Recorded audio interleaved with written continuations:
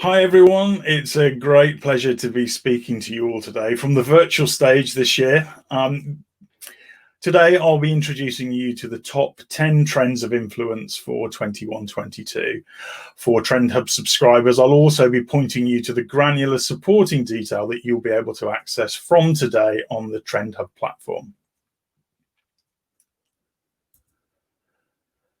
Wow, kind of a lot has happened since we last spoke to you all and we shared our predictions for 2020-2021 last November. The world has changed, food and drink has changed probably forever. And the COVID era is very much the new normal, regardless of progress from a vaccine perspective. And whilst change is deeply unsettling, we can all agree on that, such monumental shifts accelerate change, which themselves are the mother of opportunity. And we appreciate, however, that not all areas of the industry or even geographies will have such clarity on what those opportunities are. But we hope that today will serve to frame some of that clarity.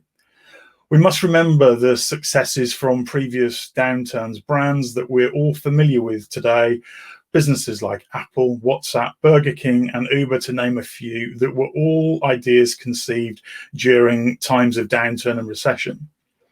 And as experts in trends, little of what we're predicting for the future over the next 2 years horizon is brand new. Yes, trends may have accelerated massively in terms of manifestation and relevance, but it's more of a reordering. It's not all completely brand new. We also recognize that there will come a time when we're COVID-free. But we mustn't think that when that time comes, life will just go back to normal, in inverted commas. It won't. Our experiences and behavior change during this era will shape our future. And as Amelia, who's going to be speaking just after me, she shared with me at the beginning of the year that it takes on average 21 days to form a new habit. Then little more than 2 months, 66 days to be exact, for that to become established, and as much as 254 days for that to be fully formed. And with the duration of time that we've had COVID and the pandemic as an influence in our world, we can all see that at least some of these habits and behaviors formed in this time will take forward into the future. So from last year's global driver of securing the future, so we head this year to a period that we've called owning the reset. Amelia is going to be speaking about this in more detail following my presentation, but suffice to say that owing to global events that we've just talked through, we've seen big shifts in lifestyle this year as people decide how they want to react, how they want to behave, how they choose and consume in times of change. There's also been a reset in responsibilities towards a more self-centered, self-sufficient and self-contained, family-orientated lifestyle. Consumers are aligning themselves with the tribes and influences that they believe can make the positive change needed as part of the reset. So, as always, we've taken thousands of hours of research to date. Our understanding of how society and consumers behave in times of change, combined with our experience in industry, gastronomy, and the human sciences, to use this as a prelude to the future trends horizon.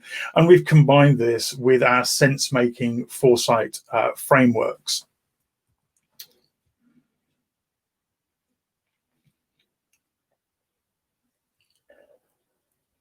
The 21-22 trends framework is made up of one global driver that we've just briefly covered, 4 social and cultural forces, 11 food and beverage megatrends, and over 60 trend manifestations.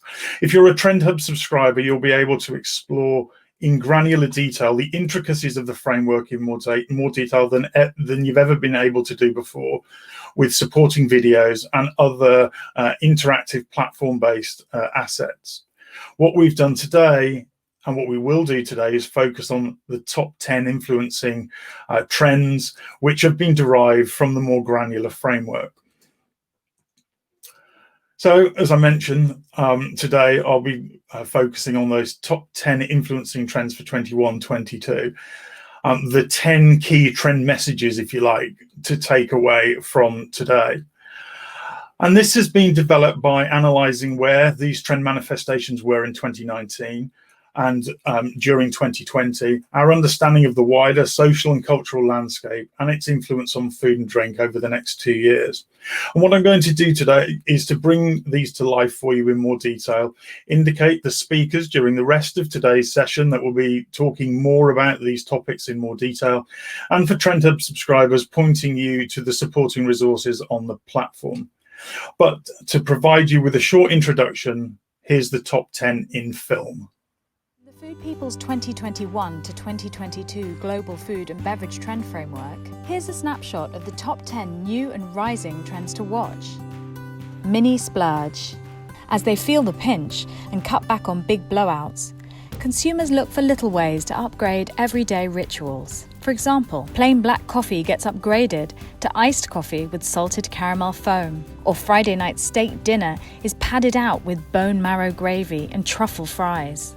Comfort. Comfort rules when it comes to cooking and eating. The obsession with baking continues unabated, dovetailing with this year's carb comeback. Gourmet sandwiches, lasagna and pizza are embraced by both home cooks and professional chefs. There's a need to be cozy and comfortable. Think slippers and slow-cooked dinners. Thrift rules. Consumers and businesses are getting thrifty for both wallet and environmental reasons. Throwaway culture is rejected in favour of upcycling surplus food into new products, and make-do-amend and sharing economy approaches. Consumers are rediscovering their pantries, growing their own veg, and reviving last night's leftovers for breakfast. Home delivery. The home delivery revolution has been accelerated by the pandemic. In the restaurant sphere, businesses are turning to ghost kitchens and delivery-only concepts. But Friday night takeout is just the tip of the iceberg. Anything and everything can be delivered, and fast. Meal kits, cocktails, breakfast, snacks. The list goes on. Fired up. Cooks are getting ever more creative with fire cooking, from experimenting with types of wood and smoke to layering fire flavours over each other. Think charred steak with blistered tomatoes and smoked hollandaise. They're embracing global grill techniques such as Japanese and Thai barbecue, and they're even fire cooking desserts. Power of the gut. Gut health has been a hot topic for some time, but we're just beginning to understand the impact our gut has on the rest of our body, in particular, immune function and brain health. Indeed, around 70% of the body's immune cells and 90% of serotonin are found in your gut. It may just hold the key to holistic well-being.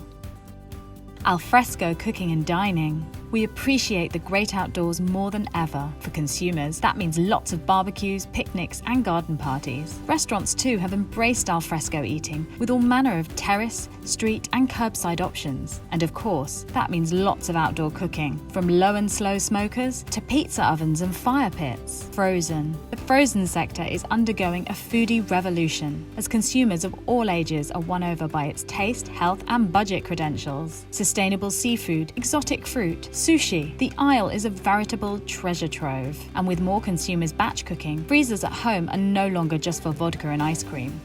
Headspace. Consumers are looking for practical ways to aid sleep, reduce their anxiety, and help them on the journey to good mental health. Solutions range from yoga and meditation to CBD and adaptogens. The latter are ingredients like reishi and cordyceps that purport to improve the body's natural resistance to stress. Love your veg. As plant-based eating moves ever more mainstream, consumer attitudes towards vegan products is evolving. Though demand for plant-based alternatives that mimic meat continues, some consumers are seeking out dishes that champion veg front and center, and products with short, identifiable ingredient lists.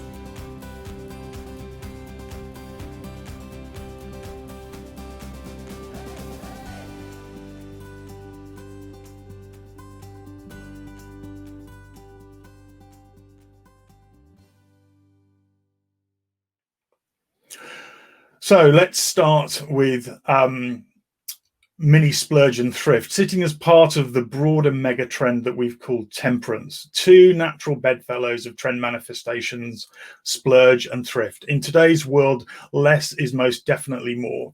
Consumers are getting thrifty, both from a cost and environmental perspective, reducing food waste at home and taking a more make, do and mend approach to food and drink. But whilst consumers might be starting to feel the pinch, they still want to treat themselves with little touches of luxury and edible indulgences. This is all about the juxtaposition of splurge and thrift. Even during economic downturns, consumers treat themselves to small luxury items, often called the lipstick effect. Effectively, we're talking about small mechanics to treat and reward in what are going to be, for many, tough times economically. So consumers will be looking for little ways to upgrade everyday rituals. Toast, as an example, swapped out for baked from frozen chocolate croissants. Or the regular burger becomes the truffalo chicken burger with all the trimmings, as you can see on the right of the screen. Or it's a personal or shared reward in the form of the self-care food delivery that is on the top of the slide there. So think small luxury touches, think burgers made with bone marrow, pasta tossed in truffle oil, or an inexpensive trade up in flavour. For others, it's about indulging in the scrumptious elevenses, puddings and treats. Think like things like homemade biscuits, cupcakes with gold leaf, elderflower custard filled donuts. Others yet might choose to swap out their regular cup of tea, for instance, for a mug of premium hot chocolate or a nice nitro tea. So that's a little bit about mini splurge. Eating occasions across the sweet and savoury and meal occasion spectrum present the perfect means to upgrade an everyday food item to a new ritual or practice. Think about how you could add that little touch of luxury to core items. Then we have thrift. We're increasingly expecting consumers to embrace thriftiness in this period of uncertainty. Yes, in an effort to reduce outgoings, but also to mitigate waste and do their bit for climate change. Throwaway culture is being replaced with make do and mend, and even big brands are on board with this, and it's not just happening in food and drink. The examples like Tommy Hilfiger or Bowden are repurposing pre-owned garments and perhaps damaged garments that can be repaired and given a new lease of life. And where food is concerned, the growing your own culture is surging in popularity for both home cooks and professional chefs as well. We also expect the rise of scratch cooking to continue, whatever your skill level, to not only exercise that level of control or leverage a newfound skill that you might have acquired over the previous few months, but also to make sure that nothing goes to waste. That means a renewed interest in root to stem eating, as well as nose to tail and fin to gill, which are the next frontier, albeit with less mass appeal. Also getting a new lease of life are leftovers, indicated on the right-hand side of the screen there, the fridge forage or fridge raided fried rice as an example. It's all about showing that what you can do and how you can repurpose leftovers and waste. You might be somebody who've mastered sourdough, for instance, but the real badge of honor comes when you've used the excess sourdough starter to make sourdough cookies or muffins or indeed pancakes. Then we move to another area, comfort, sitting as part of the mega trend that we've called the new cocoon. Shaq will also be speaking about this later on in today's itinerary, but from a culinary perspective. The wider world is uncertain and stressful. We're all feeling that in different guises, in different categories, in our personal lives, at home and overseas. So consumers want to make their own little world, i.e. their home, their family, as comfortable as possible. We expect them to continue to seek solace in comfort through larger grocery shops, recipe planning, using organizational apps to keep on top of things. And at a food level, the obsession with baking continues unabated, dovetailing with this year's carb comeback. Things like gourmet sandwiches, lasagna, noodles, and pasta are embraced by both home cooks and professional chefs alike. Comfort is very much set to a rule when it comes to cooking and eating. Comfort is a reassurance. It's a ritual. It's a food, a time, an experience, or a place of safety, either in the present or from a historical point of view. As we've said, the obsession with baking and cooking continues. With all of the foods that I spoke about a few moments ago, but it's not all about slow cooks and cookies. My colleague Scott talks passionately about food being polysemic, meaning it means different things to different people at different times. And this is very true of comfort. And it can just as much be about the noodle, ginger and turmeric broth on the right of the screen, as well as breakfast in bed, or indeed a tray bake, or the scoop and bake cake mixes that you see on the top right example on the screen. Comfort ties in with the wider style and culture trend, which have shifted to the warm and cozy sphere. Over spring and summer, cottage core abound, a warm aesthetic centred around calming idyls, nature and agricultural life. Think country cottages decked out in Morrison Co bedding and wallpaper and so on. And as winter sets in, we're seeing hygge, the Nordic lifestyle movement centred around cosy and contentment, getting a new lease of life, and probably more importantly, a new relevance in this era. In the kitchen, it's all about comfort and ease too: leisurely breakfast, soothing soups and broths, tray bakes, homemade lasagnas, etc. But also old school crock pots and slow cookers are very much back in fashion. As well as being comforting, slow cooking has the added benefit of making a little go a long way. So a cheaper cut of meat becomes a rich stew, simple lentils become a comforting dal. Then we move to home delivery, sitting as part of the megatrend, the new cocoon, but also crossing over with the megatrend flexi channel. Our speaker this afternoon, Simon Browning from Food Army, will be speaking about delivery, on demand and direct to consumer in even more detail. The online and home delivery revolution was well underway pre-pandemic, and its relevance has only been amplified by it. Today's consumer expects to get everything and anything delivered and quickly. Accelerated by the pandemic, this notion of at home has moved from novelty to necessity. Retail brands and hospitality alike are turning to direct to consumer and on demand as an essential evolution of channel strategy. In the new world, the need to get food to people is equally, if not more, critical than getting people to food. Established brands from within the sector, as well as emerging competition from outside of conventional delivery channels, and many local and independent businesses are also embracing home delivery and direct to consumer. Perhaps the biggest surge in the home delivery front, though, comes from the guises of virtual and ghost hot food brands through dark kitchens or ghost kitchens, or delivered themed food and beverage kits and boxes for every occasion. It's estimated that ghost operations alone globally could reach 1 trillion by 2030. And the pandemic has moved that delivery share of total addressable market forward by a good 2 to 3 years. Some players are so bullish on the sector that they think that just in just a few years' time, if you're somebody who's living in a metropolitan environment, that why would you cook at home? It would be far cheaper, tastier, to always get delivery. We'll see how that evolves over time. As we mentioned, kits, there's one for every occasion. Birthday kits with balloons and cakes, afternoon tea, baking kits, picnic hampers, brunch boxes with fresh pastries, larder kits with produce from local farms. Even the James Beard Foundation in the US gave home delivery its own seal of approval recently when they were featured in their Chef and Restaurant Awards. This relatively new route to market brings with it blurred lines that allow for new partnerships and collaborations to bring consumers everything from restaurant quality meal kits, subscriptions, cocktails, and of course, hot to consume food and FMCG grocery.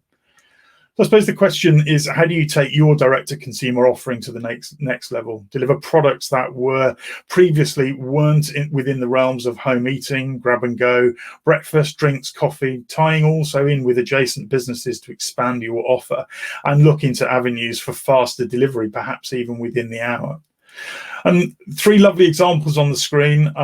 Those of you that have either have traveled to or have operating experience in Southeast Asia will be familiar with Grab Food, who operate both in the delivery space and the dark kitchen space as well, and have been incredibly progressive within the region.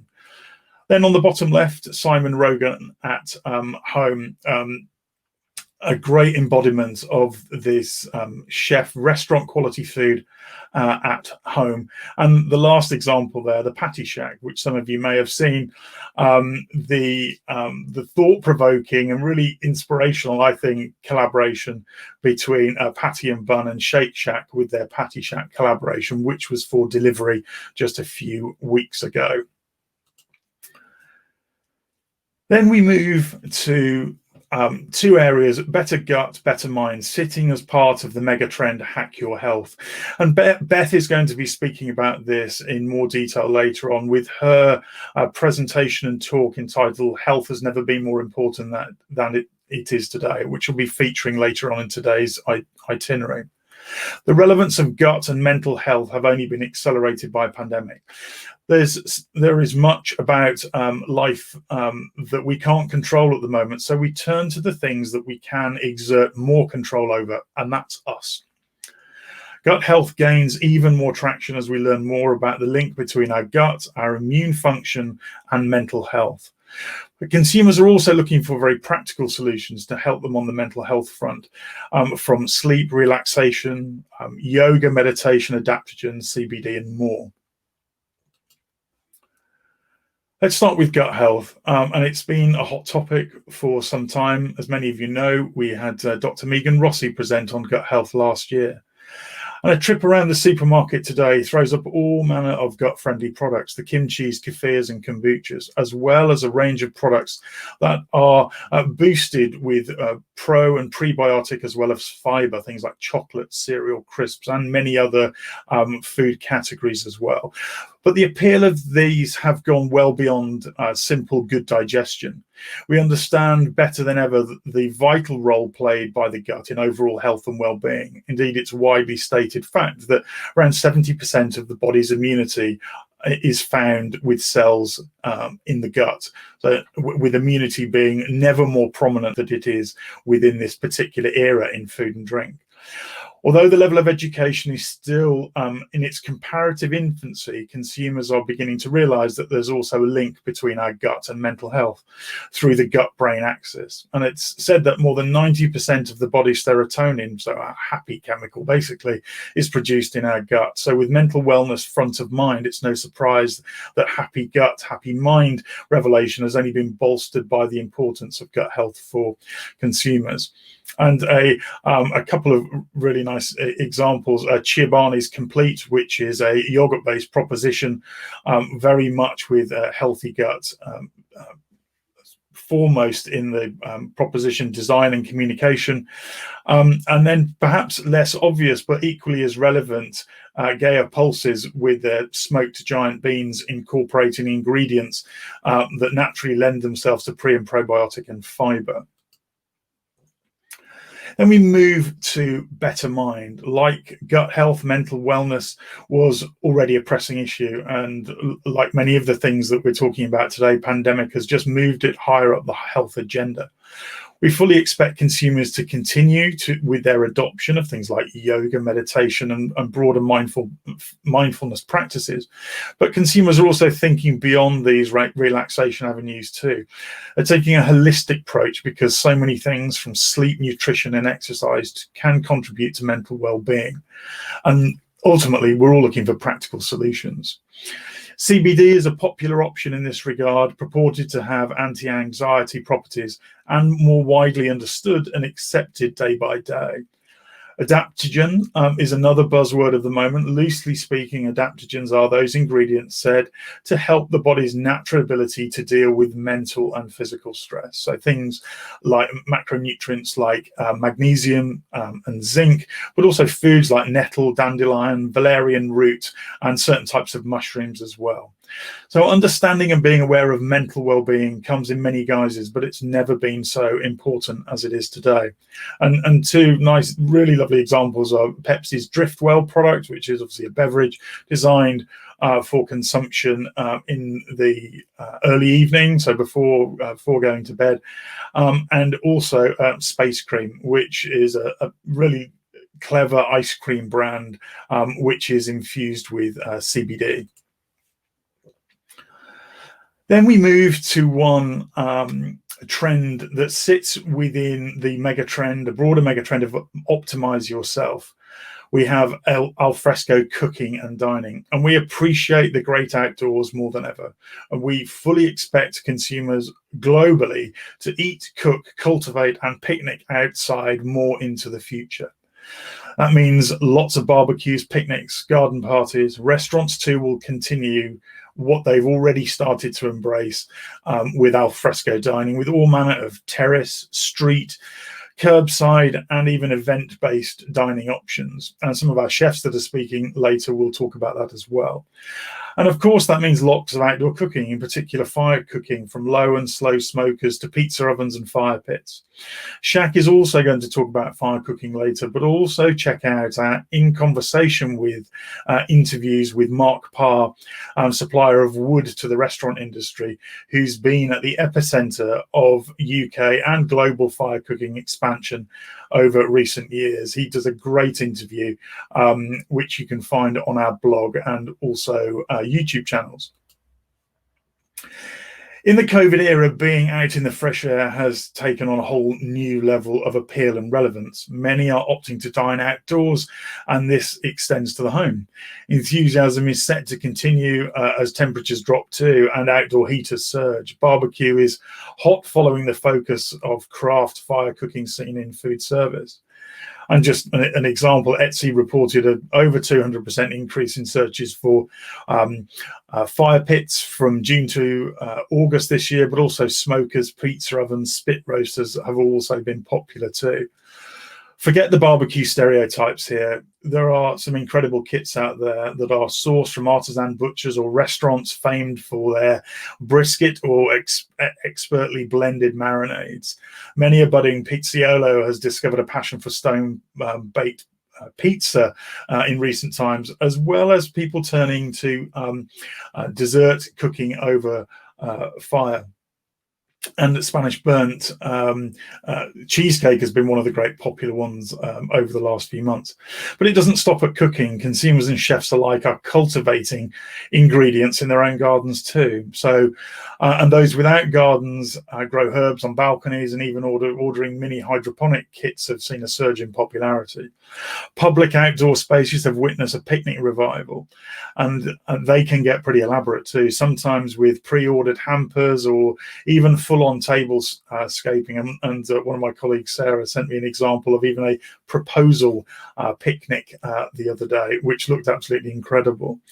The opportunity for barbecue and picnic fare to be upgraded is a really obvious one. Weatherproofed and fit for all year outside eating. Consumers want the next level of gastro gadgets too, that we've touched on: the pizza oven, the barista coffee machines, and bread making. And therefore, there's an opportunity for the ingredients and prepared building blocks that go into them, whether that be pizza dough or the beans or the bread starter. And a number of examples, one that I had earlier on in lockdown, the smokestack delivered product, which was absolutely incredible, taking all of the hard work out of amazing barbecue. Brat and Thomas Parry, who many of you know spoke at last year's event, moving his operation more into the streetery indoor space, which is obviously super relevant at the moment with Brat at Climpson's Arch. And then a picnic example, and there are so many of these to choose from. Delivered picnics. This particular one, Food Box, is a delivered picnic concept in Macedonia. So then, sitting as part of the food and beverage trend elevated, we have frozen. The frozen sector renaissance is set to continue, propelled by many much broader forces. Consumers of all ages are being enticed by taste, health, and budget credentials of frozen food. Fast-paced innovation in product and route to market only amplify frozen foods relevant into the future space. And in times of uncertainty, consumers seek comfort in being prepared in a world where we have to come to expect the unexpected. Frozen has an amplified relevance in the be prepared world, as well as being super convenient, but it's often also more natural, more naturally processed, budget conscious relevant, and also supporting a mindful reduction in food waste. The sector is winning over consumers, both old and new. 7% of frozen shoppers say that they haven't previously shopped the category, some recent insight from Kantar. So there's an exciting opportunity to convert the next generation of shoppers that are connected, that are informed, and make positive, sustainable choices. When it comes to food, the opportunities lay in the likes of plant-based, but also think new day parts, new meal occasions such as breakfast and lunch, which perhaps wouldn't have ordinarily been associated with frozen. Think also cuisine-specific meal components or building blocks, such as dim sum and dumplings, but also brand and route-to-market collaborations, extending the pantry with convenience, and it's even direct-to-consumer and on-demand. And the examples there on the right of the screen: Chin Chin ice cream delivered, one that I sampled earlier in the year. Very clever concept to deliver ice cream. It's obviously not just about those sort of independent and more progressive brands and flavors, but also Ben & Jerry's delivering ice cream through third-party collaborators, dark kitchens, and the delivery platforms. Cinnabon's recent frozen innovations all centered around elevating through frozen that sort of viennoiserie and pastry occasion, either weekday or weekend. And then a great example, Go-Go Gyozo, frozen chef and restaurant quality gyozos delivered within the LA metropolitan area. And also actually on the left of that example is some collaboration work that they've been doing with other chefs and other gyozo brands within that particular locale. So lots and lots of opportunity for collaboration in that space as well. Then, sitting as part of the mega trend, rewild, we've got loving plants couldn't be more relevant than it is today and into the future. Michael Hunter, the CGO of Meatless Farm, will also be speaking in detail about plant-based foods and meat replacements later on. I'm going to quote David Attenborough for the second time in the last 3 years, and his recent quote: "A change from viewing nature as something that is optional or nice to have is the single greatest ally we have in restoring balance to our world. As an industry, there's now nowhere to hide irresponsible practices or eye-watering air miles. Full transparency is sought as consumers look to support lower impact. Brands are getting behind regenerative agriculture and biodiversity, while consumers are choosing whole vegetables, holistic vegan lifestyles, flexitarian lifestyles, and also plant-based food mimics." Thomasina Myers touches on these topics later on in the itinerary, but also watch out in conversation with interviews with Matt Chatfield, talking about Colure and regenerative agriculture, and also John Davis from Levy UK, who speaks passionately and in depth about these particular topics. So the pandemic pause did nothing but accelerate the relevance of eating plants. If the motivations of human and planetary health, animal welfare weren't enough to tempt consumers to make the shift towards eating more vegetables, plants now also has a hygiene halo in the reset era. In their natural form, we're seeing ever more examples of plants being celebrated, their seasonality and varieties, brought center stage through techniques such as comfying, charring, and fermenting. Chantal Nicholson will be speaking about plant-based cooking later this afternoon. But also remember tofu. Traditional plant-based alternatives are also getting a look in within Love Your Veg. Ultra-realistic meat replacers and alternatives are beginning to move with the rest of food culture. They shift to shorter, more natural and shorter ingredient lists, and we expect this only to continue into the future. In the 21-22 trends framework, we're seeing, instead of just one plant-based trend or trend manifestation, that shift into plant-based washing across so many of the trend manifestations within the 21-22 framework, from health, new routes to market, thrift, comfort, gastro elevation, and sensory standout, to name a few, as our love and appreciation of plants and vegetables moves perhaps from being a trend to more of a food genre in its own right that washes across many of the topics that we talk about. three great examples. As I mentioned, Chantal will be speaking later. This is an example of a dish from her pop-up, All's Well, marinated wonky carrots, cultured cashew cream, and carrot top relish, which looks incredible. For those of you that don't follow, do check out Max Lamana with his almost 400,000 Instagram followers. This is an example from a piece of work he was doing around plant-based Taco Tuesday, and then great work combining home X and 24 Carat. This is restaurant quality vegan food, but delivered. So that wraps up the 10 trend summary, the top 10 trends that you need to take away and remember for 21-22. As I mentioned, if you're a Trend Hub subscriber, you'll be able to explore in granular detail the intricacies of the framework in more detail than ever before, with the supporting videos, interactive maps, and other platform-based assets and infographics.